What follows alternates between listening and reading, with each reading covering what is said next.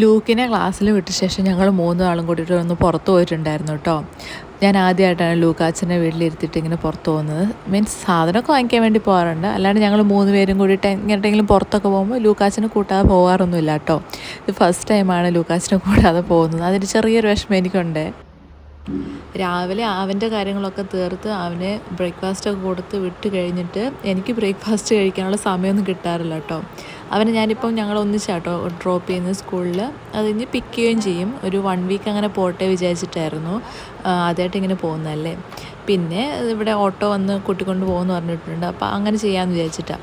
അപ്പോൾ രാവിലെ എല്ലാം കൂടി ചെയ്ത് എല്ലാം കഴിയുമ്പോഴത്തേക്കും നല്ല ടൈം എടുക്കും. അവനൊരു 9:15 കഴിയുമ്പോഴത്തേക്കും സ്കൂളിൽ കൊണ്ടാക്കണം.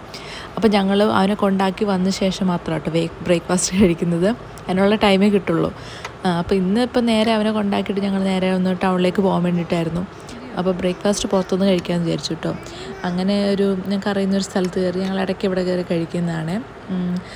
ഞാനും ജോയും പൊറോട്ട കേട്ടോ പറഞ്ഞത്. മിക്കപ്പോഴും ഇങ്ങനെ പുറത്തുനിന്ന് ബ്രേക്ക്ഫാസ്റ്റൊക്കെ കഴിക്കാൻ മിക്കവാറും പൊറോട്ട കേട്ടോ പറയാറ്.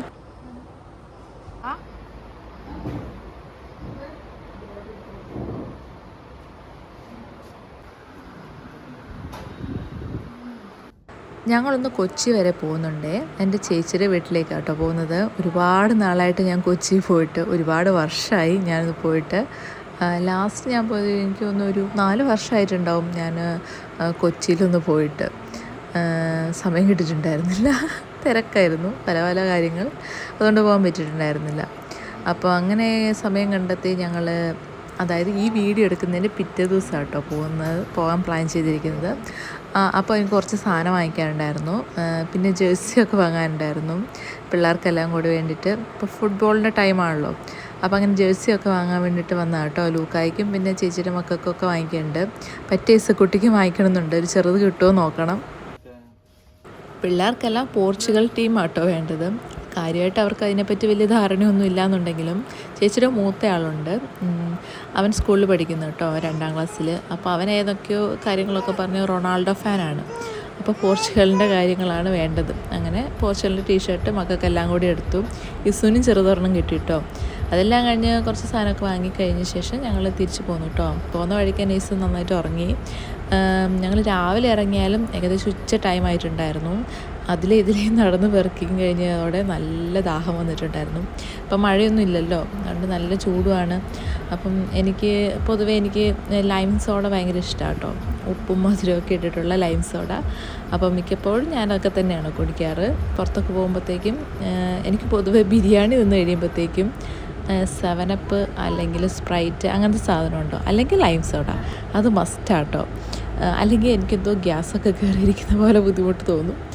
അങ്ങനെ അതെല്ലാം കഴിഞ്ഞ് ഞങ്ങൾ വൈകുന്നേരം ഒരു ഹൗസ് വാമിംഗ് ഉണ്ടായിരുന്നു കേട്ടോ.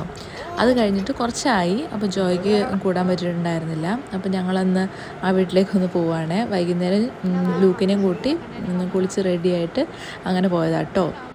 പുതിയ വീടൊക്കെ ആകുമ്പോഴത്തേക്കും പിള്ളേർക്ക് നല്ലൊരു എക്സൈറ്റ്മെൻറ്റ്, ഭയങ്കര സന്തോഷമൊക്കെ ഉണ്ടാവുമല്ലോ.